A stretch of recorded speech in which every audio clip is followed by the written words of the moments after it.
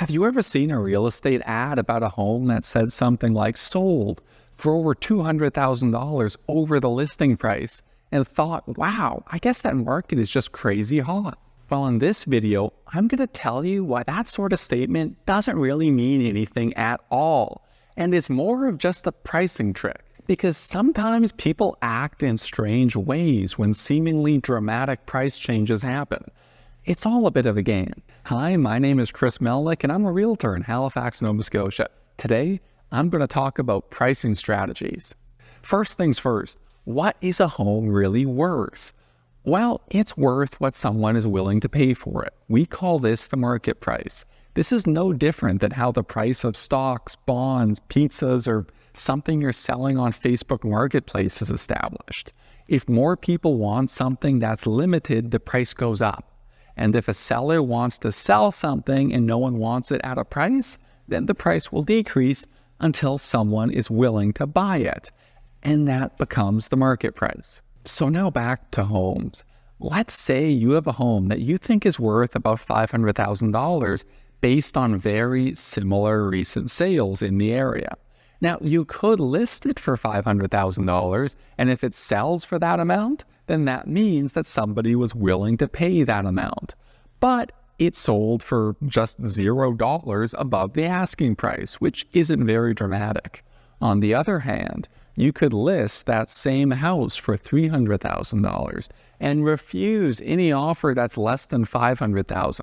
So eventually, when somebody buys it for what it's really worth, that $500,000, you could brag that it sold for $200,000 above the asking price, which seems amazing, but it's really not.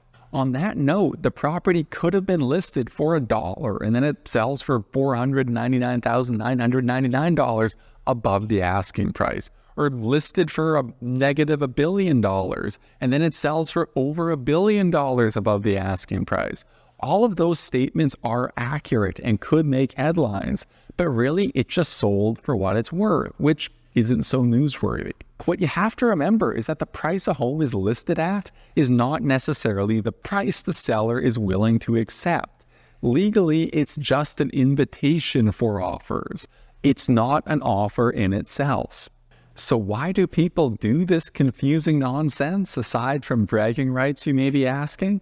Well, it can be a very effective way to get people to bid just that little bit more if the market is competitive.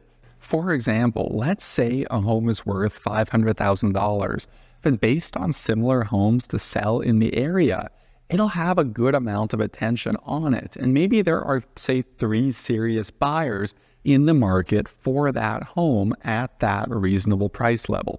So if you can imagine, if the home is listed for $500,000, then each of those 3 serious buyers is going to be told that they have 2 competitors after they've submitted their offers on the offer due date and to potentially change their offer if they want to. But if it's only 2 other competitors, people won't be too keen to go overboard on their pricing, and the winning offer will probably just be marginally over that $500,000 mark. On the other hand, if a decent number of serious buyers are to be expected, the listing agent could list the home for an artificially low price like $300,000, because now that property is going to get a lot more attention from all of those people whose budgets are between $300,000 to $500,000. And many of them probably aren't aware what it's really worth and will bid well below that amount, thinking they have a chance. So now, instead of 3 offers, maybe you have 30 offers. So at that offer due date, the listing agent may inform all of the buyer's agents that they have 30 offers in hand and to make any changes if they want. And remember, none of the buyers know what the other offers are. At this point, the 3 serious buyers are now thinking to themselves, well, instead of having only 2 competitors, they have 28. Which can make it seem like the property is a lot more in demand than it really is. They don't know how many of those offers are serious.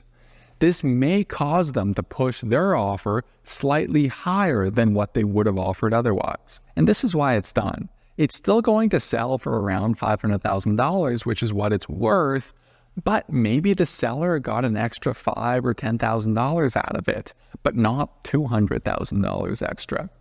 This is what makes this a very good listing strategy from the listing agent. It's getting their client the best price possible. But again, it only works on properties which are expected to get a decent number of serious offers. And that's the mystery solved. So remember, next time you hear of a property selling for over $200,000 over the asking price, that doesn't mean it's sold for $200,000 over what it's worth. In fact, it's sold for right around what it's worth, with a little help from a clever listing agent. And if you'd like my help buying or selling, feel free to contact me. My contact information is in the description. Goodbye.